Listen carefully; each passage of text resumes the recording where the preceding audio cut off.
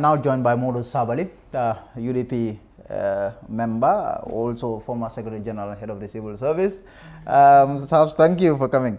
Thanks for having me. First of all, let's talk about this development, 4 Kafos adopting you as their godfather. How did that come about?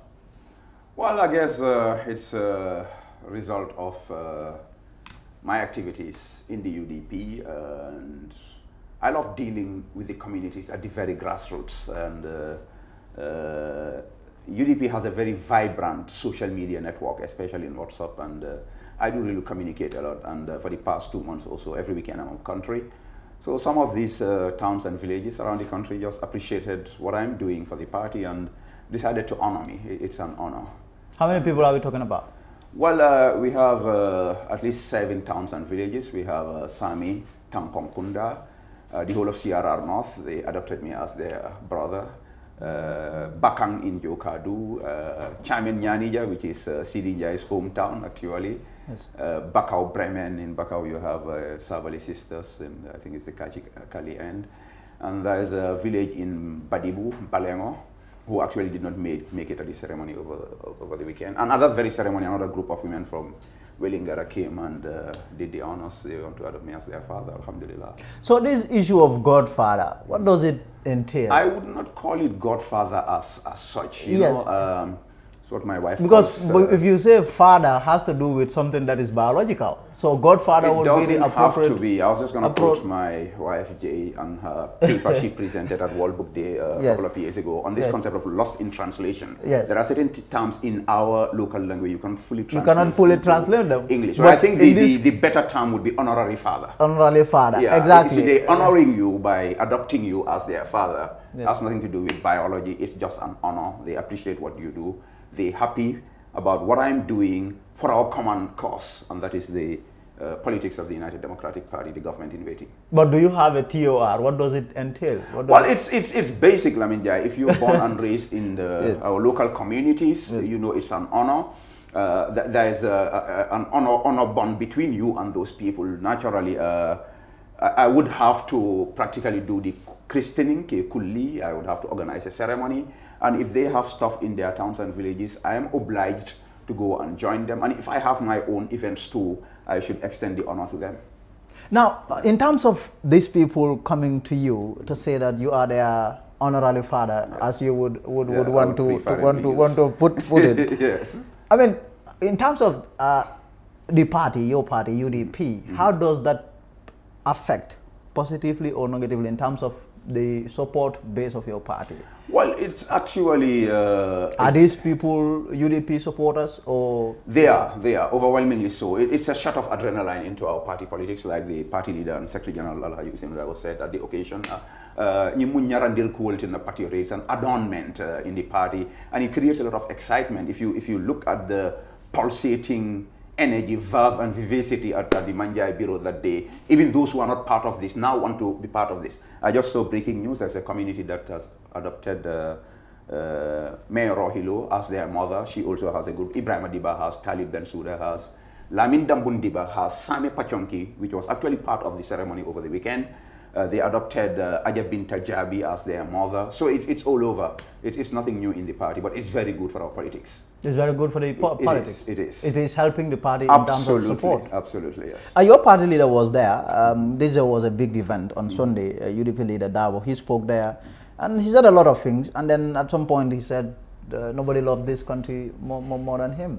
He has every moral right to make that claim. It's backed by action, sweat, blood, and tears. Yet you have some people who said, no, he is the problem of the country. The this man doesn't love this country. Allah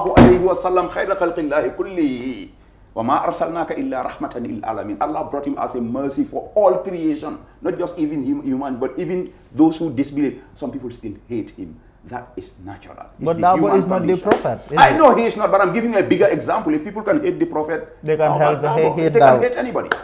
So it's okay. We're used to those things. Fair enough. He has more lovers than haters, and in that we are content. Alhamdulillah.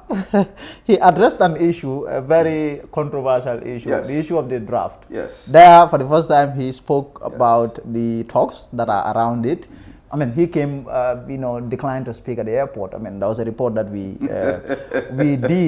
did on that. But he spoke to say, and it would appear that your party is standing its ground in respect of the draft. You really do not want to compromise, as the GDC national chairman would put it.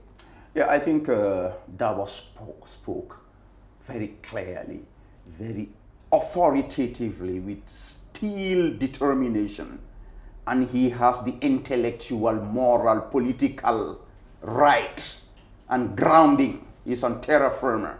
He said the right thing at the right time, in the right manner, to the right audience, and we fully support the party leader's position on this. You support this position, but clearly there is a standoff. Yes. You would realize that, I mean, the Gambian people want a new constitution, but now you have our political parties, trying to play with us, to mess with us, by making, holding this draft constitution to ransom. Do you think this is fair at all? Because it would appear to me that all the political parties are responsible, not just one side, as some would put. I think this is unfair, and this is a game being spearheaded by nobody but Adama Barrow, which is really very unfortunate. It's heartbreaking. It's disappointing, to say the least. Barrow is playing ping pong with the whole nation. Unfortunately, some parties are playing along. Like on the constitutional debate, I am not dogmatic about it.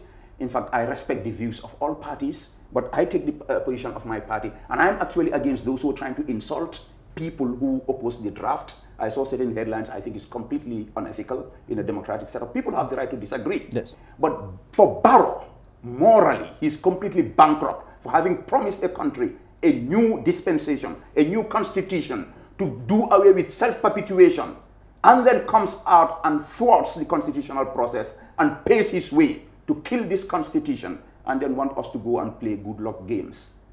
I mean, like I said, the other parties is there, but Barrow, definitely this is wrong, it's unfair. And I saw your news article on Mustafa K. Darboe's response to Honorable Omar Cisse, and Honorable Omar is my boy, I love him, yes. But I agree with Mustafa Darboe totally. This is not a game. It's the future of a whole nation at stake.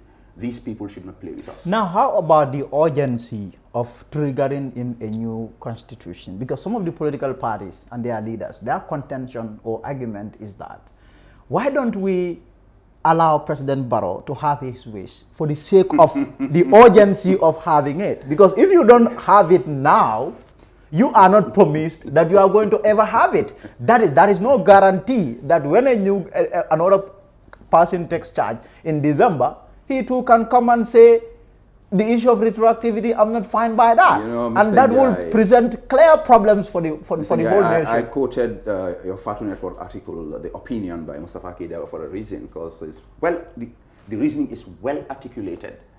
What you are saying, we wanting a new constitution, despite the obvious obstacles and the Mickey Mouse game being played by Adama Barrow, should not make us to accept something that's morally and ethically wrong, to kowtow to one person's personal interests. My mother has this beautiful proverb in Mandinka, when it rains in the summer, sometimes you can have these urges to eat maybe sand or even these millipedes. But that urge should not make you to eat a millipede. The Gambians are not going to eat a millipede just because we want a constitution, even though the person who is supposed to lead this process is the murderer-in-chief of our constitutional process. Now, you have people who claim that the UDP position is the common Gambian man and the common Gambian man's position. Is this the case? I think so, because UDP is the biggest party. We have the biggest followership, and we relate more to the common man than any other party. Now, I believe that's true. In terms of the parties deciding, spearheading this so-called dialogue, trying to decide the fate of the Gambian people, trying to decide, because clearly what is in the constitution or the draft, that was put there by the Gambian people. It was the Gambian people who said that the president's current term should count. Yes. So I think it should be the Gambian people who should decide whether that should remain or that should be struck out. In terms of parties now taking the front row position, front row role in trying to change or not change that, Do you think that makes sense? And these parties, I'm not even sure that they are even consulting or going back to the people to ask them whether they want it there or not. You'll be disappointed. I'll tell you it makes sense. You know why? Why? These parties never came into this political fray with even an inkling of hope of winning the election, but they were hoping for a 50+1 rule that would empower them, even if they don't have a base, to come to the national banquet and stake a claim. Unfortunately, their hopes have been dashed by Barrow's Mickey Mouse game. If we go to on this first to the post, you know, these parties cannot be, the party leaders of these small parties cannot be ministers like Mai Fati and Henry Gomez. But I've been saying this. I mean, Mai and Henry, what worked for them is not going to work for anybody. And at the time, in fact, I think they deserved it, because that was the time when it was really challenging and risky and to get into the fray. But just because you think it's going to be easy to get a GG car and an Audley, you came this. God has ruled. The voice of the mass is the voice of God, and the UDP is. So are you dismissing their relevance? Is that what you are doing? Absolutely, absolutely. But this is not fair, Mr. Sabally. Is this fair at all? Well, these are political leaders. These are people that have their parties. They have their bases. I'm not interested in whether it's fair or not. I'm speaking the truth, and I know what is the truth. I know that you know that what I'm saying is the truth. But you do not know they came into the game and played a gamble. Now the rules have been changed by Barrow. Let them go after Barrow. Barrow is the one who is messing up their game. It's Mickey Mouse time, man. Let them go and jump at State House. Yes. Now, one thing that Darboe also said, with or without the new constitution, UDP is fine. Yes. UDP is okay. Yes. But really, do you think this is not risky? Some risky, you know, play, if you like. No, I think if you read Darboe's position quite well, he's telling you he knows Barrow is trying to play a game to see which is the easier way to defeat the obvious leading candidate here. And he's telling you either way we're going to win, but as a matter of principle, we are not going to play along with your Mickey Mouse game. So, but also, if you analyze the whole thing, you would, one might be tempted to advance the claim that UDP is trying to exact some form of revenge on President Barrow because of this bad blood that is between them, not necessarily the national interest. Because these days, to tell you the truth, every single Gambian lays claim to national interest. Every monkey that gets up would say, "I am fighting for the national interest." Well, it's good you are talking about monkeys. We are the elephants, yes. And we, I mean, really, yes. I mean, if you know lawyer Ousseynou Darboe, yes. and his adherence to constitutionality and the rule of law, yes. He would not play games with this. Yes. Ousseynou is speaking the voice of the masses, yes. And he's not budging on this.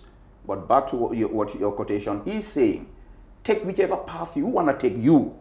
We are going to win, but we are saying, we promise the people a new constitution. We want that to happen as drafted by the voice of the masses.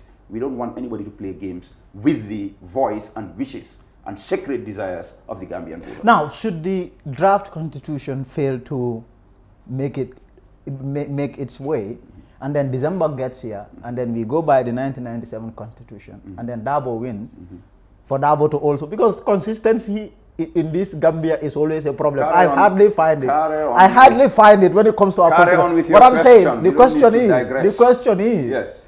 Should Darboe also flip to say, this issue of retroactivity, I don't like it. It should be, taken out.